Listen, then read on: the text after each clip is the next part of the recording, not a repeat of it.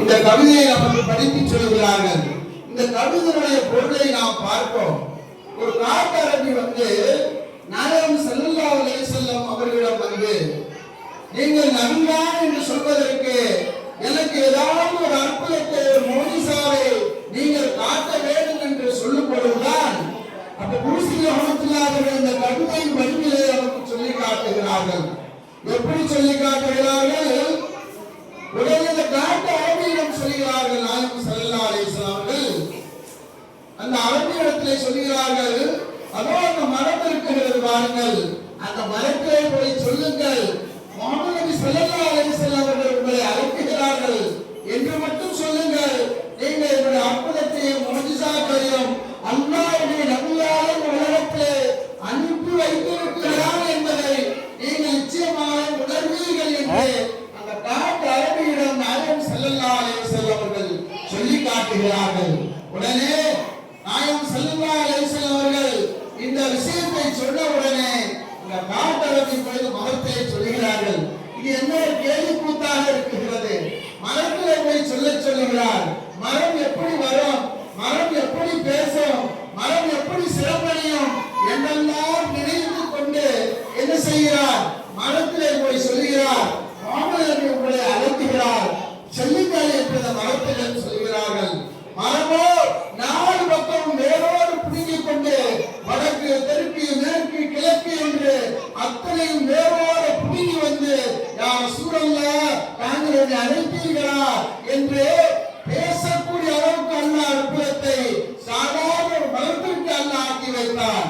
அந்த காட்டரபியோ அசந்து விட்டார். முஹம்மது நபிக்கு இப்படி ஒரு அற்புதமா, அந்த மரம் பேசக்கூடிய அளவுக்கு அல்லாஹ் அற்புதத்தை கொடுத்தாரா என்று அவர் அசந்து போய் லா இலாஹ இல்லல்லாஹ் முஹம்மதுர் ரசூலுல்லாஹ் என்ற கலிமாவை நாயகம் ஸல்லல்லாஹு அலைஹி வஸல்லம் அவருடைய கரத்தை பிடித்து இஸ்லாத்தை தழுவினார்கள் என்று சரித்திரங்களிலே நாம் பார்க்கிறோம். கண்ணியத்திற்குரிய பெரியவர்களே, அல்லாஹ்வின் நல்லடியார்களே, அருமை தாய்மார்களே, இதிலிருந்து நமக்கு என்ன விஷயம் தெரிகிறது என்று சொன்னால், நாயகம் ஸல்லல்லாஹு அலைஹி வஸல்லம் அவர்கள் இந்த உலகத்துக்கு மட்டுமல்ல, இந்த உலகத்தில் உள்ள அத்தனை ஜீவராசிகளுக்கும் அல்லாஹ் ஒரு அற்புதமாக, ஒரு அருள்கொடையாக அல்லாஹ் படைத்திருக்கிறான்.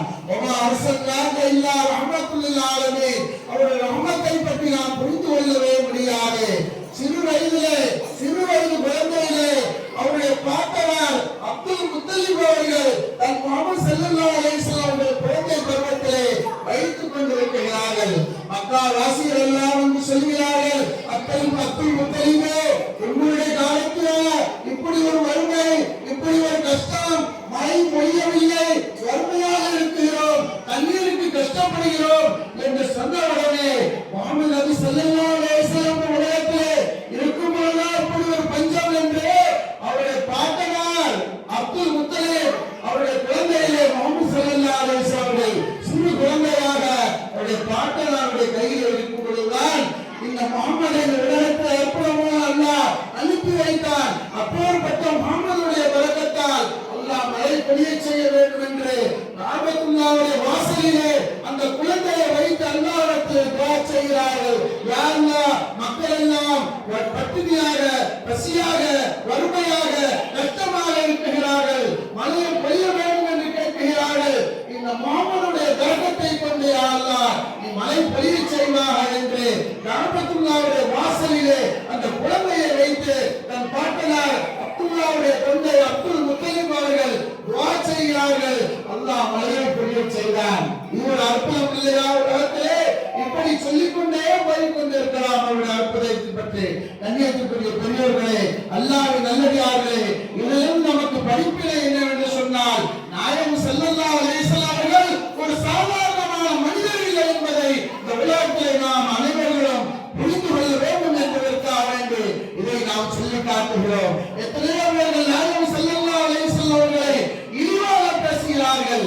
இழிவாக பேசியவர்கள் எல்லாம் அல்லாஹ் உலகத்திலே இழிவாக ஆக்கினார் என்பதுதான் இந்த உலகத்திலே முக்கியமான விஷயம் என்பதை யாருமே மறுக்க முடியாது, யாருமே நாம் மறைக்க முடியாது, யாரும் நாம் மறக்க முடியாது. கண்ணியத்திற்குரிய பெரியவர்களே, அல்லாஹ்வின் நல்லடியார்களே, இந்த மௌலித் ஷரீஃபிலும் இந்த குர்ஆன் ஷரீஃபிலும் என்ன ஒரு கேடுகளை ஒரு மனிதன் கண்டுபிடித்தான்